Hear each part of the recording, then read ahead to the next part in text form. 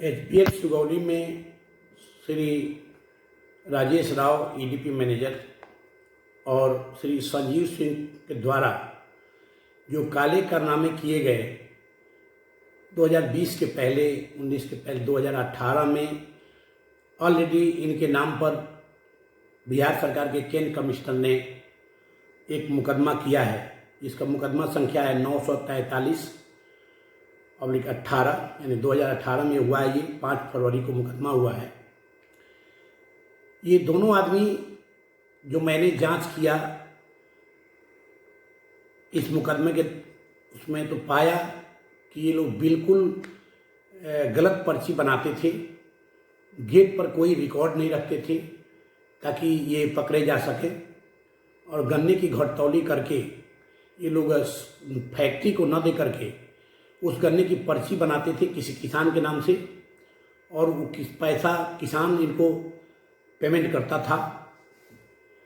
श्री राजेश राव के द्वारा ईटीवी में कई तरह की मैनिपुलेशन किया और अपने फायदे के लिए किया।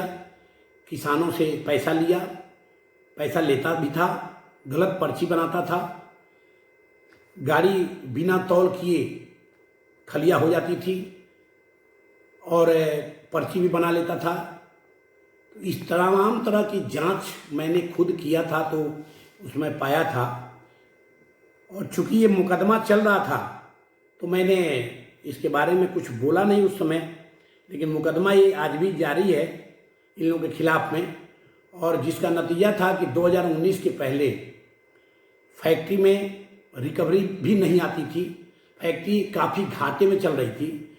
उस घाटे में मुख्य कारण जो था वो था ईडीपी डिपार्टमेंट का मैनेजर का गलत तरीके से हैंडलिंग करना, कोई भी रिकॉर्ड नहीं रखना गेट पर और पर्ची स्वयं का बनाना। कुछ किसानों को ये फिक्स कर लिए थे।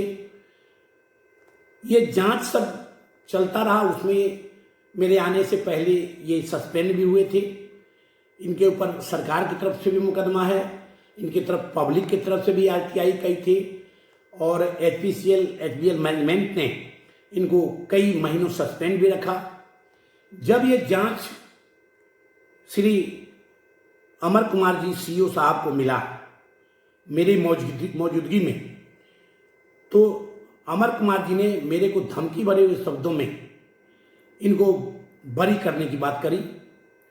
उस समय 12 बजे रात में भी श्री अमर कुमार जी के पास श्री राव और उनकी पत्नी दोनों उनसे बात कर रहे थे और 12 बजे में रात में जगा करके उन्होंने मुझे भी लाइन पर लिया और मुझे धमकी भरे शब्दों में उन्होंने इनको बरी करने की बात करी। मुझसे कहवाया कि आपको कहना है, कोई भी पूछता है तो।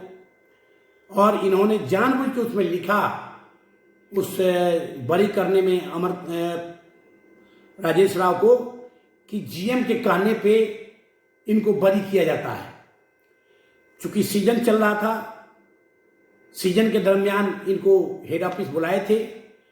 मैंने इतना ही कहा था कि ईडीपी डिपार्टमेंट में इन्होंने पासवर्ड किसी को नहीं दिया और सारा काम यहाँ ठप पड़ा है, तो इन्होंने वहाँ से इनको भेजा। न कि मैंने ये कहा था कि इनको बरी कर दीजिए। इस फैक्ट्री को मेरी जो 5 साल का समय रहा उसमें मैंने यही महसूस किया, मैंने देखा कि राव के द्वारा सारे सिस्टम को दरकिनार करते हुए फायदा उठाया और एक मोटी रकम सुगौली मिल से इन्होंने अर्जित किया है, जो जांच का विषय है। और इनके द्वारा अमर कुमार जी के द्वारा इनको बरी जो किया गया है वो गलत किया गया है। मैंने ऐसा बरी करने के लिए नहीं कहा था क्योंकि ये दोषी हैं, इनके ऊपर पुनः जांच करने की ज़रूरत है क्योंकि ये कई लोगों से, कई किसानों से मिले हुए थे। आज की डेट में ये करोड़ों करोड़ों रुपए निकाल रहे हैं, खर्च कर रहे हैं, जो एक साधारण आदमी के लिए मुमकिन नहीं है। राजेश राव दूसरे के ऊपर आरोप लगाते हैं, अपने ऊपर आरोप को ध्यान न दे कोई, इसके लिए दूसरे के ऊपर तरह तरह की अंगुली उठाते हैं। बल्कि राजेश राव को इमीडिएट सुगौली से अमर कुमार जबरदस्ती लाए हैं। मैंने इनको हटा दिया था, राजेश राव को मैंने भेज दिया था लौरिया, लेकिन अमर कुमार जानबूझ के इनको पुनः लाए हैं। और ये जितने लोग लाए हैं, ला रहे हैं, इन सारे लोगों के खिलाफ में बिहार सरकार की तरफ से मुकदमा चल रहा है। ये मुकदमा संख्या 943/18 जो 5 फरवरी को हुआ है, वो मुकदमा भी चल रहा है। और जो चोरी का आरोप इन लोगों पर है वो बिल्कुल सही है। वो चोरी करके ये लोग स्वयं को पर्ची बनाते थे, अपने फायदा पहुंचाते थे, न कि कंपनी को तो ये घाटा पहुंचाते थे। धन्यवाद।